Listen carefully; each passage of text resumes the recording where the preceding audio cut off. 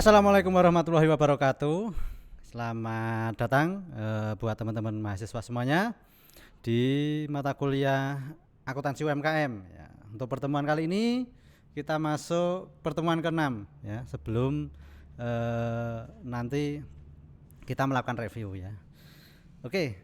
Untuk pertemuan yang ke-6 kita topiknya adalah masuk ke penyusunan laporan keuangan untuk UMKM. Nah, tujuannya apa untuk mempelajari ini? Bahwasanya nanti teman-teman semuanya setelah mengikuti perkuliahan ini bisa melakukan identifikasi data ya, kemudian menyusun laporan keuangan sesuai dengan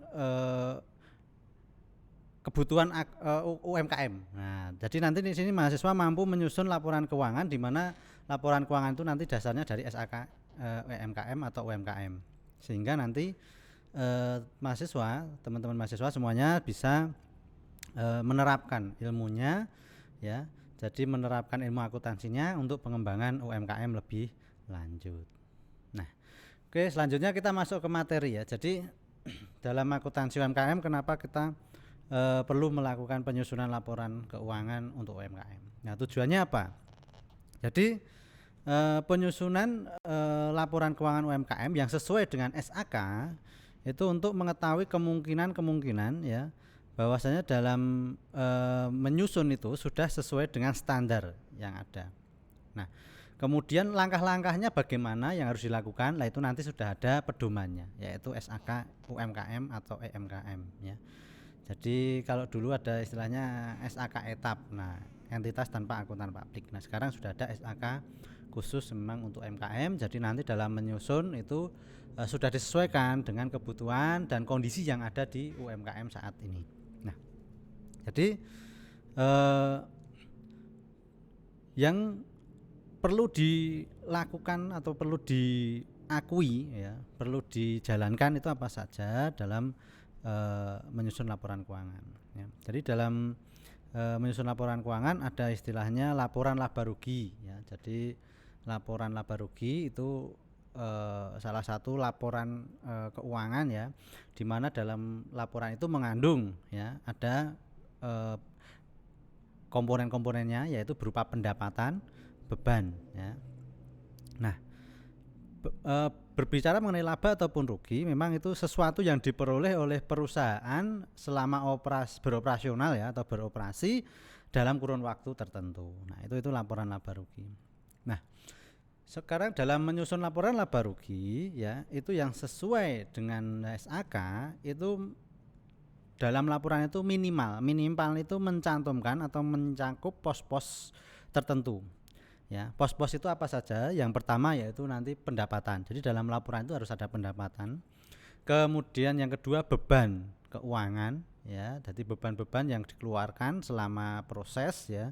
Kemudian yang ketiga beban pajak. Jadi beban yang ditanggung untuk fiskal atau pajak EMKM atau UMKM.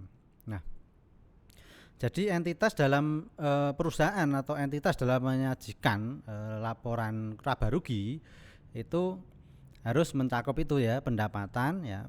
Jadi pendapatan di sini selama sesuatu atau tambahan ekonomis yang diperoleh selama kegiatan operasional ya. Jadi dalam laporan laba rugi itu dalam menyajikan memang harus relevan ya. Jadi kalau kita ingin memahami kinerja keuangan secara sesungguhnya ya, yang real, itu memang harus relevan dalam menyajikan laporan keuangan. Nah, kemudian jadi berbicara mengenai SAK EMKM tadi ya. Jadi SAK EMKM itu memang mengatur bagaimana perlakuan akuntansi dari data-data yang diperoleh ya. Kemudian nanti kebijakan-kebijakan apa saja yang perlu diambil oleh owner ya, atau pihak entitas ya, dalam menyusun laporan laba rugi. Nah, selain laporan laba rugi, dalam laporan keuangan UMKM itu ada laporan posisi keuangan ya. Jadi laporan posisi keuangan itu laporan yang menyajikan memang berbicara mengenai keseimbangan antara aset dengan kewajiban atau aktiva dengan pasiva. Nah, dalam laporan posisi keuangan biasanya menyajikan itu terdiri dari aset ya, kemudian liabilitas, ekuitas ya, yang itu nanti akan dilaporkan setiap akhir periode. Nah, kalau menurut SAK, EMKM atau UMKM ya, jadi posisi keuangan atau entitas itu mencakup pertama ada kas dan setara dengan kas, laporan kas setara dengan kas. Yang kedua, laporan piutang ya. Dan yang ketiga, laporan persediaan. Yang keempat, laporan aset tetap ya. Kemudian yang kelima, laporan utang usaha. Yang keenam, laporan utang bank, dan yang ketujuh, laporan ekuitas. Nah, jadi menurut SAK EMKM itu tidak menentukan format atau urutan ya terhadap pos-pos aset berdasarkan likuiditas. Namun kan selama ini dalam menyusun laporan keuangan ya secara idealnya memang posisinya itu diurutkan yang paling liquid untuk berbicara mengenai aset ya, seperti itu. Nah, itu sebetulnya juga mempermudah untuk melakukan penelusuran ya, maka diurutkan yang paling liquid istilahnya seperti itu. Nah, kemudian untuk liabilitas itu berdasarkan urutan jatuh tempo biasanya seperti itu. Makanya ada kalau kita berbicara mengenai kewajiban seperti itu, contohnya kewajiban itu akan dilaporkan berdasarkan urutan yang jatuh temponya paling duluan atau paling pendek. Makanya dalam laporan liabilitas atau kewajiban biasanya paling atas itu kewajiban jangka pendek. Nah, ini berbicara mengenai laporan posisi keuangan seperti itu ya. Nah, itu. Jadi itulah tujuan kita menyusun laporan keuangan. Kalau kita berbicara mengenai laporan keuangan untuk UMKM, ya kita berbicara itu kita cukup menyusun itu sudah cukup ya. Dari laporan laba rugi sama laporan posisi keuangan ya.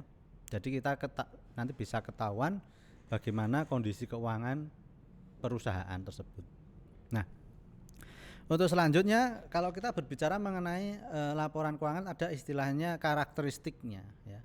Karakteristik itu yang pertama kita berbicara mengenai karakteristik kualitatif laporan keuangan. Nah, laporan keuangan itu bisa dikatakan memiliki nilai kualitas yang tinggi atau berkualitas ya istilahnya.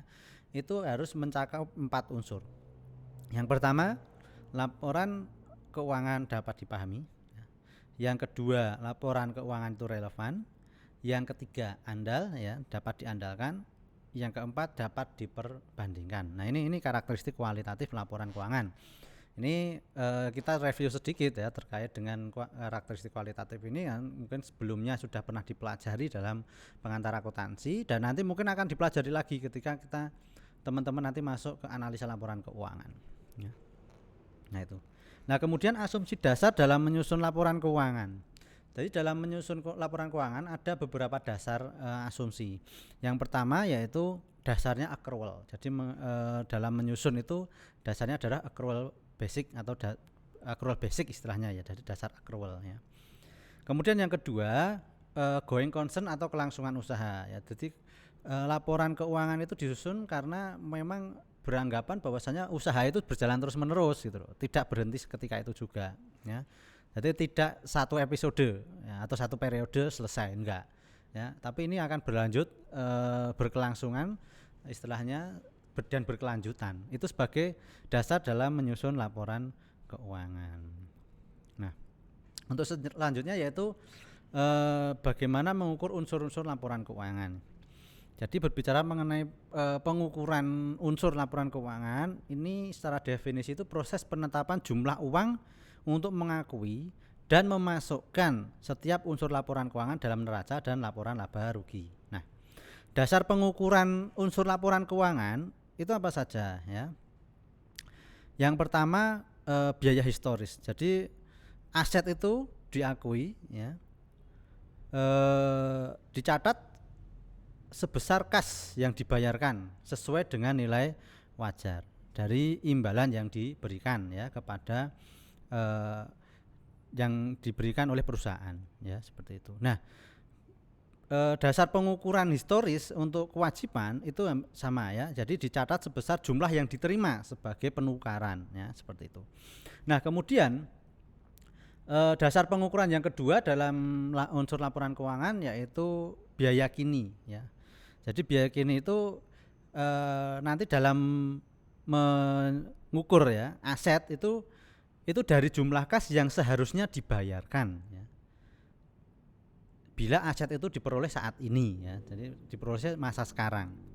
Nah, demikian juga kewajiban. Kewajiban itu akan dicatat sebesar kas ya yang dibayarkan ya. Namun tidak di sini dengan catatan tidak didiskontokan ya, tidak mengalami perubahan sama sekali atau tidak mengalami value time value ya, value for money atau nilai waktu uang lah, tidak mengalami perubahan dari perhitungan nilai waktu uang, jadi tidak didiskontokan. Kemudian yang ketiga, dasar pengukuran unsur laporan keuangan itu berdasarkan nilai realisasi.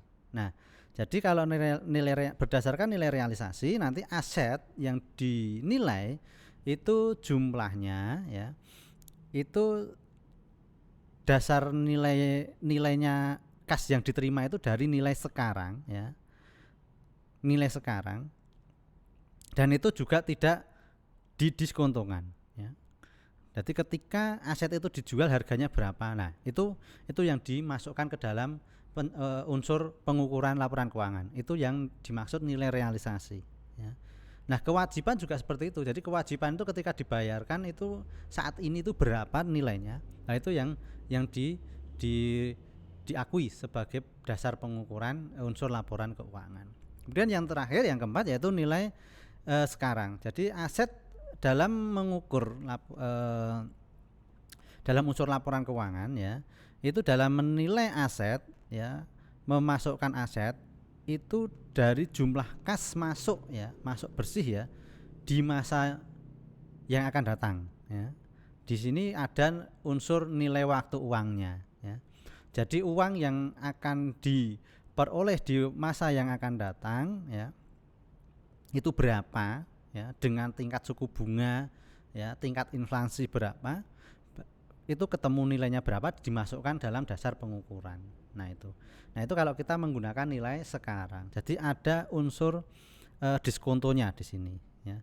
Demikian juga kewajiban. Kewajiban itu ketika kita penuhi jangka waktu mendatang berapa nilainya, nah itu dimasukkan ke kewajiban. Nah, ini kita berbicara mengenai unsur-unsur laporan keuangan. Nah, ini dalam menyusun laporan keuangan tujuannya seperti itu. Kemudian tadi ya jenis-jenis laporan keuangan ya, itu ada laporan laba rugi dan posisi keuangan, itu kalau kita berbicara mengenai UMKM. Jadi cukup sederhana sebetulnya. Nah, mungkin itu saja pertemuan kita ke-6 kali ini. Ada kurang lebihnya mohon maaf. Sekian, wassalamualaikum warahmatullahi wabarakatuh.